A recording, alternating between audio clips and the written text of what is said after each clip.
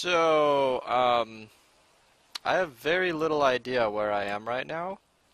I went out here to come search for clay, and then I stopped playing Minecraft for some reason. That's all I know. Server's at 10 TPS. Horrible, horrible news on the server. I'm just not even going to talk about it this episode. It's going to upset me too much. I think we're just going to go with Cube Toast, and I think this is the way to get back? I don't actually know how to get back to the Ruby Center. I kind of feel like a lost puppy out in the wilderness right now. Because I went out looking for clay, and then I got lost in the mountains. Actually, I have something rather interesting to show.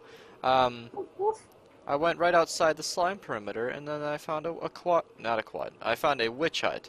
Which is interesting because you'd think right outside the perimeter we would have found them all by now, but apparently not. Is that a... Oh, I found an ice spikes biome. That's unexpected. This is Quitwolf's base. He doesn't play anymore. I can't get back to the Ruby Center. Oh, you know what? I think it's positive 900. Okay, I got 2,000 blocks to go. Aha! Here's the witch hut. It's nighttime now, but look at this. It's right here. It's hard... Oh, Nina's sleeping. Perfect. So the perimeter is actually right back there, and there's a whole hut down here. Anybody home? No? Okay. There is actually, I think witches do spawn with the hut when it's generated, even though this is a very old hut at this point. You see right there, I hit the space bar and I couldn't fly. This is why TPS matters, people. Alright. So yeah, right back here should actually be the slime farm perimeter. And there we go. Right here. Right outside the perimeter. This thing went undetected by me, at least, for the entirety of this world. Who knew? Okay, well, what are we going to be doing today? Actually, I legitimately don't know. Daniel and I are going to be doing one of three things. Either finishing up the lighting for these... Well, these two huts are done. You can see it's actually nice and bright in there. No witches are spawning. Finish that up for this hut and this hut. Or we're going to go mine some clay. Or we're going to finish having the on-off switch for the chunk loading for the witch huts. So, whatever cut I cut to next will... Better. I need to win 5 and 7 if I want to get elite, which isn't actually what are you doing? I'm just jumping around and hitting the ground. Ah! I mean, of course. Why wouldn't you be doing that? This has been bugging me for ages. It occurs to me that I haven't even addressed Minervopoly on the channel now for quite some time. It's kind of on hold. So the game is basically done. We've got all the cards. Well, okay, I never actually built the train cards and stuff. I can do that in an afternoon's work. However, I haven't really worked on it too much because of other projects I want to get done, and also we need a place to put the whole thing. So obviously when it's ready to be built in survival is when I'm going to get a lot more motivated to get it done. But until that point, so yeah, we're basically waiting on, I think Nils is the one on duty, if you will, to actually finish the project. And it's a bigger project than I thought it would be because of the fact that the Minervopoly is going to go in the whole Minerva Playground area, which is going to encompass a whole lot of other builds. So it's really not just about Minervopoly, like I was kind of focusing on it. So it's going to be a little bit of a while before we actually see more of this. However, the project is gone, but not forgotten, and also not that gone. I have decided what I'll be doing right now. So, have no idea. Well, we will probably be collecting clay later, but Daniel's an elite FIFA playerist, so he's gonna have to finish doing your foot. What do you guys do with your feet? Foot champion? Foot champion. Okay. So he's gonna do that. I mentioned this in the video, hoping somebody will relate, and then go follow him on Twitch because he streams it when his internet's not shit. However, until we start collecting clay, I'm going to hang out and just kind of do this other hut.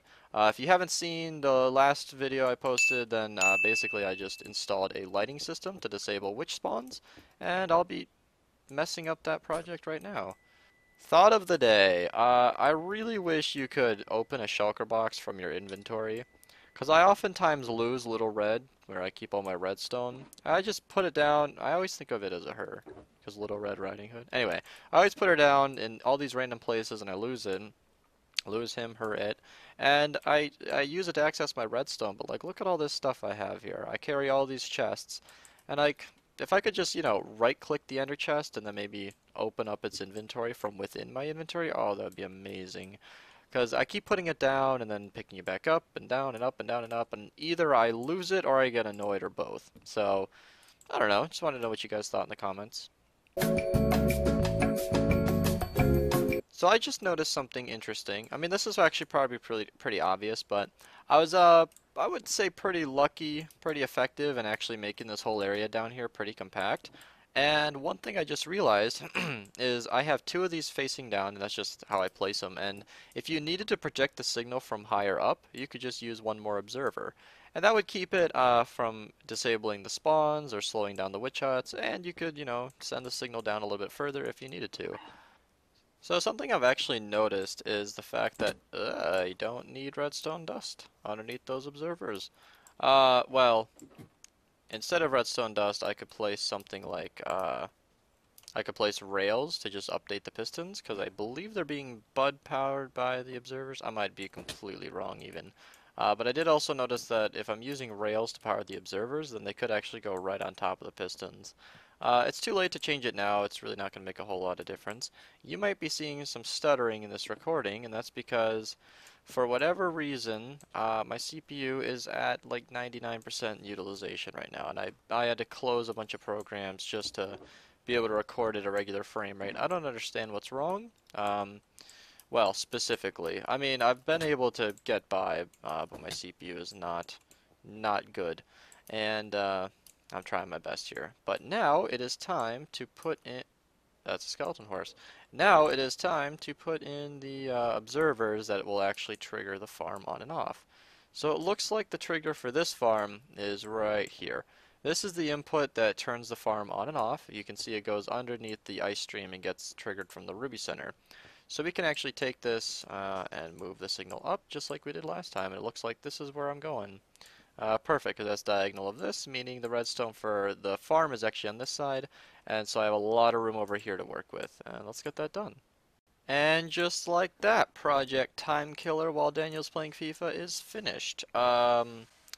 So one thing I'm actually going to need to work on is the fact that right now the farm is supposed to be off. Okay, so when this piston's extended, alright, I got this. So here's what I'm going to do.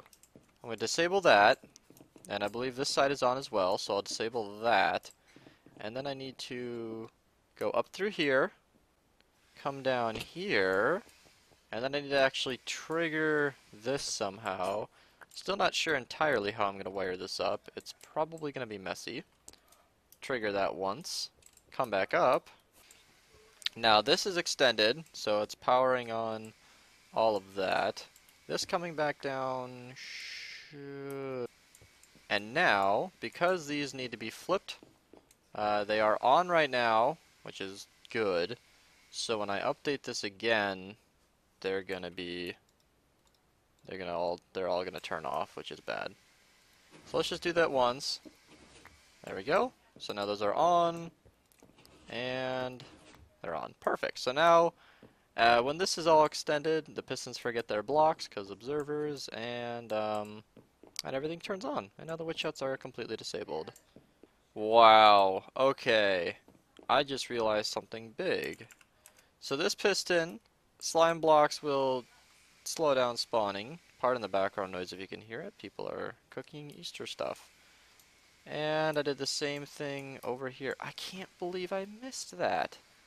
Okay, maybe I'll use another observer. I'll fix it, no problem. I'll figure something out. Easy fix. Just an extra observer. Oh, this is gonna drive me nuts. I just saw on the top layer of the Ruby Center, of the Ruby huts, there is exactly one blasphemy. There's a solid block in line with their feet level. Is this standard for all the other huts? Oh, this is gonna just destroy me if that's the case. See, look. On this one, it was caught. There's a stair right there. Over here, there's a wood log. Oh, that's just, oh. Alright, I have successfully lit up all the huts. The low frame rate you may or may not be seeing right now, and definitely are because my CPU is at max load. And I think I'm gonna end the episode here because of the recording issues. I finished my project. I finished up the other two huts. Daniel's not gonna play with me because he got Elite 3 or something in FIFA, and apparently that's a big deal, and he's gonna go rest himself. He's probably gonna have some ladies fan him with leaves and then feed him grapes. So, I mean that's just what he says all the other elite people do. So yeah, super lit up huts are now perfectly toggleable. I mean these are completely wired up. The only thing left to do that I'll probably do off camera is the fact that the on-off switch for the witch huts are down here. It's it's not wired to anything. In fact, all these redstone torch lines are completely unused. Those don't have any use anymore. But yeah, now whenever the witch huts go off, all of the lines will update like so, just like this on each of these, and that will turn off the lights and turn on spawning. Just want to make sure that none spawn when the farms are off, because, I mean, in the worst situation, it'd be like, you know, if you had double spawn cap or something, it'd be 140 witches or something, just all the huts.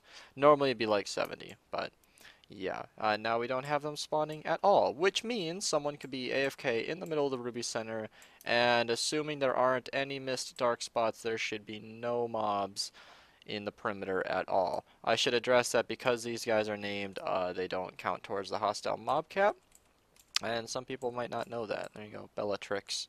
That's Victor's name for each of these. But yeah, I hope you enjoyed today's episode. There's a hole in the thing, and thanks for watching.